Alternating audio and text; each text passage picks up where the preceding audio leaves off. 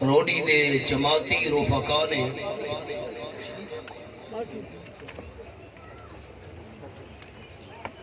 اج دی اس کانفرنس واسطے جتنی جد و جہد اور محنت کی تھی، میں اپنے روڈی دے مقامی جماعتی رفقا اور آس پاس جتنے سارے جماعتی علماء کرام اور ارکان ہیں سب دا دل دی گہرائیاں نال شکریہ ادا کردا کہ وہ تواڈے سامنے قرآن و سنت دے انوارات بیان کر کے تواڈے دلاں نوں محسوس کرن۔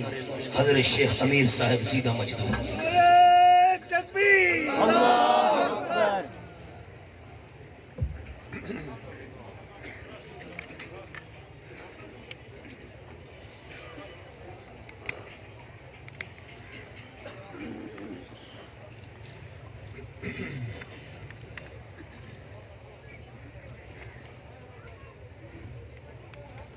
الحمد لله وحده والصلاة والسلام على من لا نبي بعده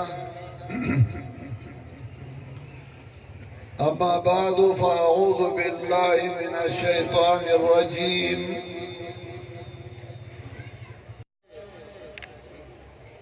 اللہ تعالیٰ کی دربار میں دعا گو ہوں کہ مجھے صحیح قرآن و سنت کے مطابق بیان کرنے کی توفیق عطا فرمائیے اور پھر ہم سب کو اس پر عمل کرنے کی توفیق عطا فرمائے۔ بیان جیسا بھی ہو، مختصر ہو یا طویل ہو، لیکن سب سے پہلے صحیح نیت سے سننا یہ بہت ضروری ہے۔ جو بھی عمل ہو اس میں خلوص ہو، نیت صحیحہ ہو، تو اگر وہ عمل قلیل بھی ہو اللہ کے ہاں مقبول ہے، اور اگر عمل کثیرہ ہو لیکن اس میں نیت صحیح نہ ہو، خلوص نہ ہو، تو اس عمل کا کوئی فائدہ نہیں۔ ساؤنڈ ختم کر دے۔ حدیث میں آتا ہے کہ قیامت کے دن جہنم کی آگ میں سب سے پہلے وہ 3 قسم کے لوگ ڈالے جائیں گے، جن میں سے ایک قرآن کریم کا قاری ہوگا، دوسرا وہ مالدار شخص جس کے پاس بہت مال و دولت تھا اور وہ ہمیشہ مال و دولت کو خرچ کر رہا تھا، صدقے کر رہا تھا، رستوں میں لگاتا تھا، یتیم و بیواؤں پہ لگاتا تھا، اور تیسرا وہ بندہ جو مجاہد تھا اور جہاد کرتے کرتے شہید ہوا تھا۔ حدیث میں آتا ہے کہ قیامت کے دن سب سے پہلے ان 3 لوگوں کو جہنم میں ڈالا جائے گا۔ وہ بندہ جو مجاہد تھا، اللہ تعالیٰ اسی پوچھے گا کہ میں نے تمہیں طاقت دی تھی، تم نے کیا تو وہ کہے گا اللہ میں جہاد کرتا رہا آپ کے راستے میں حتیٰ کہ میں شہید ہوا۔ اللہ تعالیٰ فرمائیں گے قد قیل لک، جس کے لیے تم کرتی تھی وہ تو تمہیں کہا گیا، تم تو اس لیے جہاد کر رہی تھی کہ لوگ کہیں کہ فلاں بڑا بہادر ہے، بڑا اچھا مجاہد ہے، وہ دوسرا مالدار انسان، اس سے اللہ تعالیٰ پوچھے گا میں نے تمہیں مال دیا تھا، دولت دیا تھا، تمہیں نوازا تھا مال و دولت سے، تم نے دنیا میں کیا کیا؟ تو وہ کہے گا قیامت کے دن اللہ میں نے کسی راستے کو نہیں چھوڑا جس راستے میں ضرورت لگا تم نے جس کے لیے کیا تھا کہ لوگ کہیں گے فلان جواد فلاں بڑا سخی ہے وہ تو تمہیں دنیا میں کہا گیا. تیسرا بندہ جس کو اللہ تعالیٰ نے علم سے نوازا تھا اسے اللہ تعالیٰ پوچھیں گے تو وہ کہے گا اللہ میں صبح اور شام قرآن پڑھتا رہا حتیٰ کہ مجھے میری اوپر موت آئی. اللہ فرمائیں گے قد قیل لک تم تو اسی لیے کر رہی تھی کہ لوگ کہیں گے کہ فلاں خوش آواز ہے فلاں بہت بڑا اچھا قاری ہے ایسا ہے یہ تو تم نے اسی لیے کیا تھا تمہیں مل گیا. اور اللہ تعالیٰ کی طرف سے حکم ہوگا ان تینوں کو جہنم میں ڈال دو. عمل ہو لیکن عمل صحیح نہ ہو صحیح نیت نہ ہو خلوص نہ ہو اس عمل کا کوئی فائدہ نہیں. اور اگر چھوٹا سا عمل ہو لیکن نیت صحیحہ ہو اللہ کے ہاں مقبول ہوتا ہے. اور قرآن حدیث میں اس کی کئی مثالیں موجود ہیں. بنی اسرائیل میں ایک بندہ تھا کفل نام تھا اس کا کسی گناہ پہ وہ صرفہ نہیں کرتا تھا. ایک دن اس کے پاس ایک عورت آئی اور وہ کہنے لگی مجھے پیسے دے دو جو کچھ تم کرنا چاہتے ہو کر لو. اس نے پیسے دیے اور جب وہ زنا کی نیت سے بیٹھا تو عورت کانپنے لگی. اس بندی نے پوچھا کہ میں نے تمہیں زبردستی تو نہیں لایا تھا. عورت کہنے لگی وہ عمل ہے جو میں نے اس سے پہلے کبھی نہیں کیا تھا آج میں بہت مجبور ہو گئی ہوں. اس بندے نے توبہ کیا اور کہنے لگا آئندہ میں یہ گناہ نہیں کروں گا. اسی رات اس پہ موت طاری ہوئی. اور جب وہ فوت ہوا صبح لوگوں نے دیکھا تو اس کے دروازے پہ لکھا گیا تھا قد غفر اللہ الکفل. اللہ تعالیٰ نے کفل کے سارے گناہ معاف کر دی. چھوٹا سا عمل ہو ایک عورت ہو جو بدکار اور بدفعل تھی ایک کتا زمین کو چاٹ رہا تھا پیاس کی وجہ سے اور اس نے اپنا بوٹ نکال کے اس کو پانی دیا اللہ تعالیٰ نے اس کی بخشش کی. انسان جتنا بھی گناہگار ہو لیکن وہ صحیح نیت سے اور خلوص سے کام کرے اللہ کے ہاں مقبول ہو جائے تو اس کی مغفرت کا سبب بنتا ہے. انسان کو اللہ تعالیٰ نے اشرف المخلوقات بنایا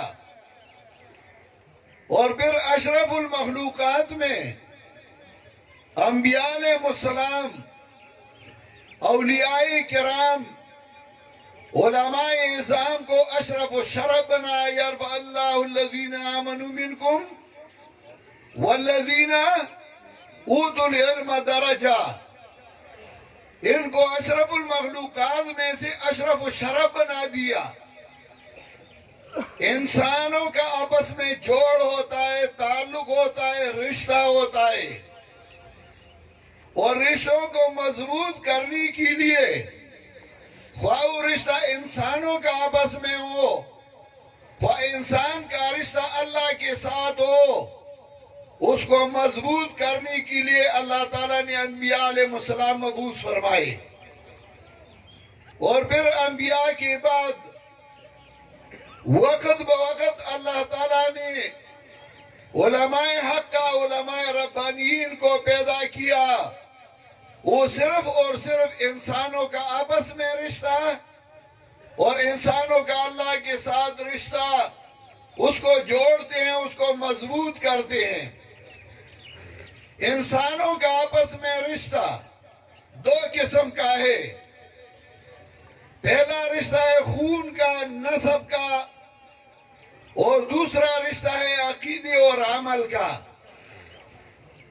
خون کا رشتہ جو قومیت کا رشتہ ہوتا ہے، جو تعلق کا رشتہ ہوتا ہے، جو خاندان کا رشتہ ہوتا ہے، اور دوسرا رشتہ ہے عقیدے اور عمل کا۔ اللہ تعالیٰ کے ساتھ انسانوں کا رشتہ عبد اور معبود کا رشتہ ہے۔ انسان عبد ہے اور اللہ تعالیٰ معبود ہے۔ جب انسان اپنے آپ کو عبد کہتا ہے تو پھر عبدیت کو پورا کرنا چاہیے۔ پیغمبر پاک کو اللہ رب العزت نے قرآن کریم میں کئی جگہ عبد سے خطاب کیا۔ سبحان الذی اسری بعبدہ لیلا۔ مقام وحی میں اللہ نے فرمایا ان کنتم فی ریب مما نزلنا علی عبدنا۔ اللہ نے فرمایا وَأَنَّهُ لَمَّا قَامَ عَبْدُ اللَّهِ كَادُوا يَكُونُونَ عَلَيْهِ لِبَدًا۔ پیغمبر کو اللہ تعالیٰ نے عبد کہا کیونکہ عبدیت انسان میں بہت بڑی صفت ہے۔ عبد عین بے دال تین الفاظ ہیں اور یہ تین چیزوں سے مرکب ہے۔ عبد، عین بے دال، عبد عبادت میں تین چیزیں ہیں: الخوف، الرجاء، پہلا یہ کہ اللہ سے ڈرنا ہو اور کسی سے بغیر اسباب کے نہ ڈرے۔ دوسرا یہ کہ رجاء اور طمع، کہ اللہ کے سے طمع ہو کہ ایک ذات ہے جو میرا حاجات پورا کرنے والا ہے، مجھے نفع اور نقصان پہنچانے والا ہے۔ انسان جب یہ عقیدہ رکھے کہ ایک ذات ہے جس کے سامنے میں محتاج ہوں، میں بے بس ہوں، پھر وہ انسان انسانیت میں کامل بن جاتا ہے۔ اسی وجہ سے اللہ تعالیٰ نے جب یہ فرق بیان کیا سورہ فاطر میں اللہ نے فرمایا یا ایھا الناس انتم الفقراء الی اللہ، یا ایھا الناس انتم الفقراء الی اللہ واللہ هو الغنی الحمید۔ یار فندا ایو حاتم بھی ہی اللہ اور انسان کو مخاطب کیا، منادہ بھی ذکر کیا۔ یا ایھا الناس انتم الفقراء الی اللہ، اے لوگو آپ سب اللہ کے سامنے محتاج ہو، آپ سب اللہ کے سامنے عاجز اور محتاج ہو۔ الناس میں انبیاء علیہ السلام، اولیاء کرام، علماء، بادشاہ اور وزیر، سارے اللہ کے سامنے محتاج اور بے بس۔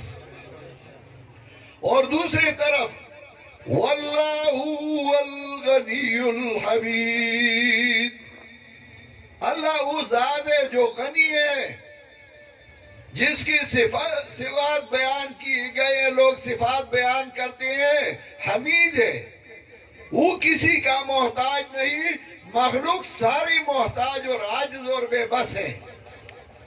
اسی وجہ سے قرآن کریم میں اللہ نے انبیاء کا تذکرہ کیا۔ وَأَيُّوبَ إِذْ نَادَى رَبَّهُ أَنِّي مَسَّنِيَ الضُّرُّ وَأَنْتَ أَرْحَمُ الرَّاحِمِينَ۔ ایوب علیہ السلام اللہ کے سامنے محتاج اور بے بس، بیمار ہے، اپنے آپ کو شفا نہیں دے سکتا، اپنے آپ کو مرض سے بچا نہیں سکتا، تو اور کون ہے جو بچانے والا ہے؟ اور پھر اللہ نے فرمایا وَأَيُّوبَ إِذْ نَادَى رَبَّهُ أَنِّي مَسَّنِيَ الضُّرُّ وَأَنْتَ أَرْحَمُ الرَّاحِمِينَ فَاسْتَجَبْنَا لَهُ فَكَشَفْنَا مَا بِهِ مِنْ ضُرٍّ۔ پھر حضرت یونس کا تذکرہ کیا۔ وَذَنُّونِ إِذْ ذَهَبَ مُغَاضِبًا فظن أن لن نقدر عليه فنادى في الظلمات أن لا إله إلا أنت سبحانك إني كنت من الظالمين. حضرت یونس علیہ السلام مچھلی کے پیٹ میں دریا کے اندر وہ حضرت آدم کو نہیں پکارتی کہ یا آدم میری مدد کر. حضرت نوح کو نہیں پکارتے ہیں تو اللہ کو پکارتے ہیں میرے رب میرا مدد کر. اور پھر تینوں شروط جو دعا میں ہیں وہ پورا کرتے ہیں. دعا میں 3 شروط ہے. پہلا یہ کہ جس کسی سے مانگتے ہو تو اپنا ضرورت اس کے پاس سمجھو. مثلا آپ دانتری مانگتے ہیں تو کسی زمیندار سے مانگو. اگر مولوی کو کہتے ہو کہ مجھے دانتری دو، مولوی کے پاس تو کتاب ہوتے ہیں. دوسرا شرط یہ کہ جس سے مانگتے ہو اس کو بخیل نہ سمجھو. اگر تم کسی سے کوئی چیز مانگتے ہو، زمیندار کو کہتے ہیں کہ مجھے دانتری کی ضرورت ہے لیکن تم بڑے بخیل ہو کسی کو نہیں دیتے، کہتا ہے چلو یار میں بخیل ہوں پھر کیوں مانگتے ہو. اور تیسرا شرط یہ کہ اپنے آپ کو محتاج سمجھو.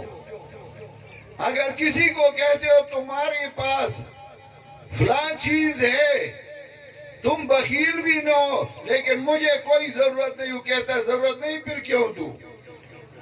حضرت یونس علیہ السلام نے تینوں شروط پوری کی. فرمایا اللہ الہ الا انت،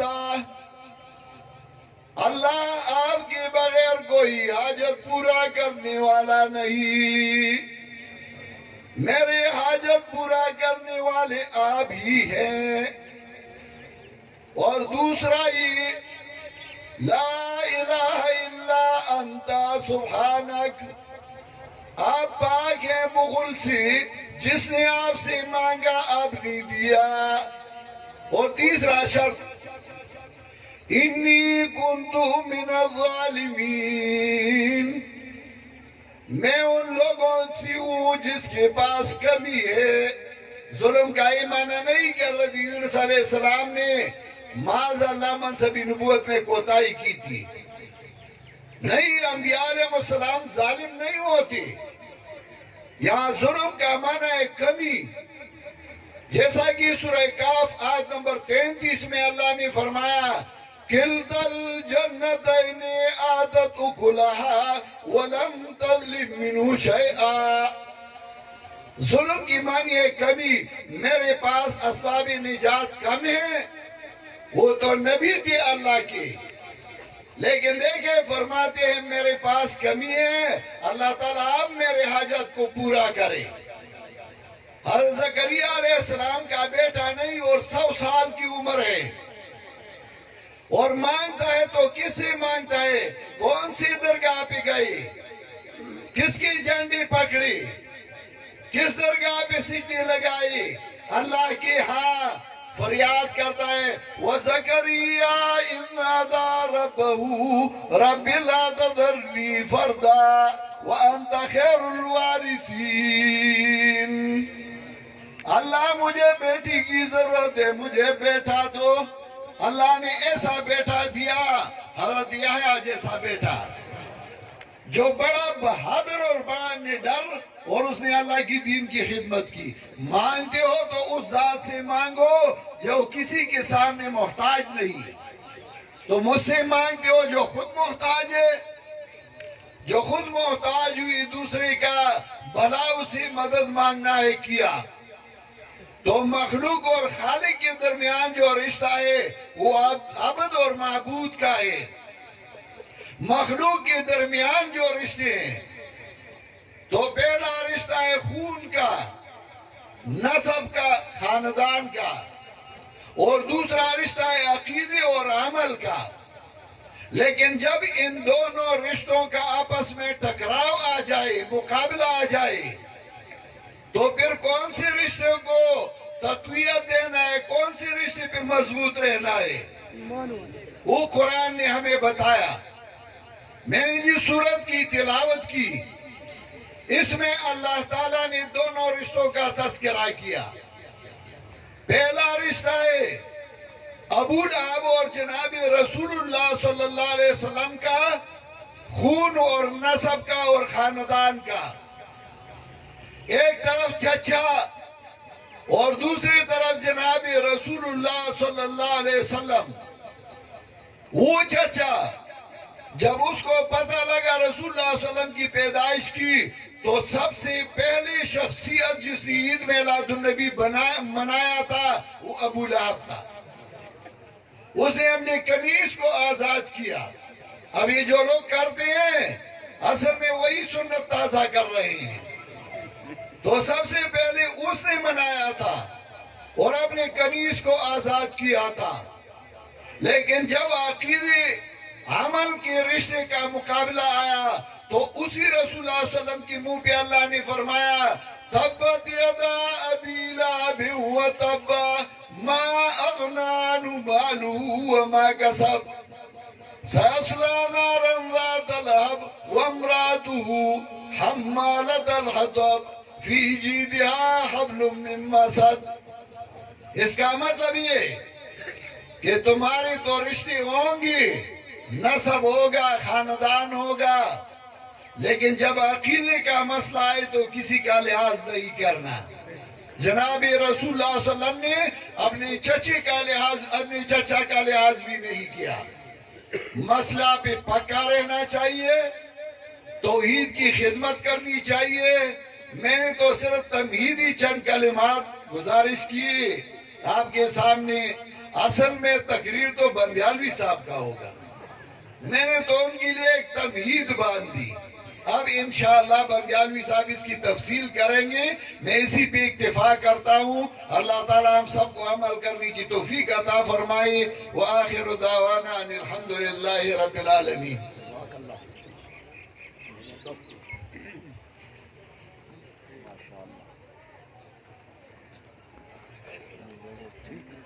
سارے جماعتی دوستان ہوئی قبیلے امیر صاحبان نو ہے بہت جلدی انہاں دے مہمان پہنچاڑا لین پنج پیر.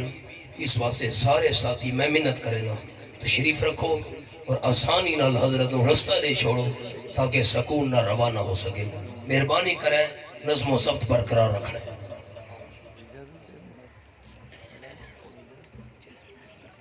السلام علیکم.